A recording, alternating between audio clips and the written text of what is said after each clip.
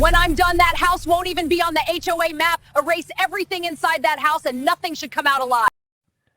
It started like every other suburban Saturday. Trimmed lawns, fake smiles, and neighbors pretending to like each other. But behind those perfect hedges, one neighborhood was about to explode. And right in the center of it all, a man named Jordan Wells and the woman who swore she owned him, Melanie Witford. When Jordan moved into Briarwood Heights, he wasn't looking for drama. He just wanted peace, a home for him and his wife, Talia. But peace doesn't exist when Melanie Witford lives next door. She was the kind of woman who thought the HOA was a throne and the cul-de-sac was her empire. Clipboard in hand, fake smile locked in place, she policed every blade of grass like it was national security. Then she created her community protection unit. Imagine 5 middle-aged wannabe cops in tactical vests and dollar store sunglasses, strutting around the neighborhood like they were guarding the president. Melanie called them heroes. Jordan called them what they were, grown children playing police. He ignored her at first, but after months of seeing her target certain neighbors, mostly the ones who looked like him, Jordan had enough. So he did the one thing Melanie never expected. He ran for HOA president.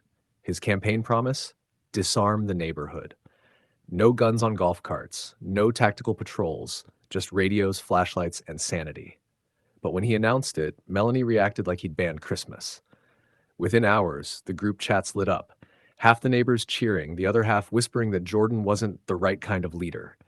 You can guess what she meant. That's when the war began. Melanie went full dictator mode. Secret meetings, smear campaigns, emergency gatherings about community values. Translation: keep Jordan out. Her little army sat behind her at meetings like bouncers in a bad movie, arms folded, sunglasses indoors, daring anyone to support him. And then came the threats. Notes slipped into Jordan's mailbox: back off if you know what's good for you. Another with a hand-drawn bullet and the words, last chance. Talia begged him to quit, but Jordan wasn't built to run. It wasn't just about him anymore. It was about everyone Melanie had bullied. Then came the night everything snapped. At 2:07 a.m., a thunderous blast shattered the quiet. Jordan jolted awake. Another explosion followed, closer, louder. Plaster rained from the ceiling. For a second, he thought it was fireworks, until the next shot tore through the bedroom wall. Talia screamed. Blood, dust, panic. Jordan dragged her to the floor as gunfire ripped through the hallway, shredding family photos. He crawled to the window, 3 figures outside, all in black tactical gear. Melanie's patrol. But tonight, it wasn't pretend. They fired into the house like a war zone. Jordan looked down. Talia was bleeding. His heart stopped. He called 911, shouting their address between gasps. More bullets. He smashed a chair through the back window and pulled Talia outside, crawling behind the storage shed while sirens screamed in the distance. Then, silence. Tires screeched. The shooters vanished. When police arrived, it looked like a battlefield. Shell casings scattered, siding full of holes, blood on Jordan's hands. An officer whispered, "What kind of monster would do this?" Jordan didn't answer. He already knew. By sunrise, Briarwood Heights was wrapped in yellow tape. What started as HOA drama had become a full-blown criminal case. Evidence came fast. Surveillance footage, tire tracks, text messages. The trail led straight back to Melanie and her wannabe militia. Within a week, the shooters were caught, one in a sleazy motel, one hiding in his mom's garage, the last trying to burn a truck matching the getaway vehicle. Each arrest made headlines. And then came the moment everyone was waiting for. Melanie Witford, handcuffed at her kitchen table, crying misunderstanding while cops read her rights. No one in the neighborhood said a word to defend her. The charges? Attempted murder, conspiracy, impersonating law enforcement, reckless endangerment, illegal possession of firearms. The prosecution didn't flinch. During the trial, the evidence piled up: texts, voice notes, even bank transfers funding the attack.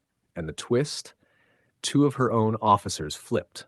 They testified that Melanie ordered them to teach Jordan a lesson before Election Day. The jury didn't even need 24 hours. Guilty on every count. Melanie Witford, 50 years in prison, no parole. Her loyal officers, between 20 and 30 each. When the verdict dropped, Melanie sobbed, but this time the whole neighborhood just watched, silent, still, and finally free.